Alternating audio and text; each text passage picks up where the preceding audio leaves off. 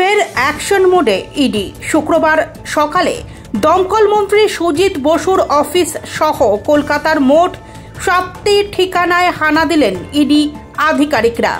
জানা যাচ্ছে পুরো নিয়োগ দুর্নীতি সহ 2টি পৃথক মামলায় এই হানা। পুরো নিয়োগ দুর্নীতি মামলায় দীর্ঘদিন ধরেই তদন্ত চালাচ্ছে ইডি। অয়ন শীল সহ একাধিক ব্যক্তিকে গ্রেফতারও করা হয়েছে। তাদের জেরা করে পাওয়া তথ্যের ভিত্তিতে ধীরে ধীরে রহস্যের শিখরের কাছাকাছি পৌঁছচ্ছেন তদন্তকারীরা। জানা গিয়েছে শুক্রবার সকালে ফের পুরো নিয়োগ দুর্নীতি মামলায় তদন্তে কলকাতার একাধিক জায়গায় হানা দেন ইডির অফিসাররা।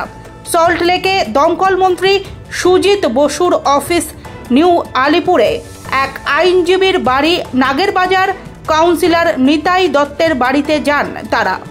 শুক্রবার সকাল 11:30 নাগাদ শেষ পাওয়া খবর অনুযায়ী এখনও চলছে তল্লাশি। প্রসঙ্গত, দীর্ঘদিন আগেই পুরো নিয়োগ দুর্নীতি মামলায় উঠে এসেছিল সুজিত বসুর নাম। 2024 সালে দমকল মন্ত্রীর বাড়িতে হানা দেন ইডি আধিকারিকরা। এবার তার অফিসে পৌঁছে গেলেন তদন্তকারীরা। জানা যাচ্ছে সল্টলেকের যে আবাসনে সুজিত বসুর অফিস, সেখানকার কেউই জানতেন না ওই অফিসটি কার। আজ সকালে ইডি অফিসাররা হানা দেওয়ায় হতবাক সকলে।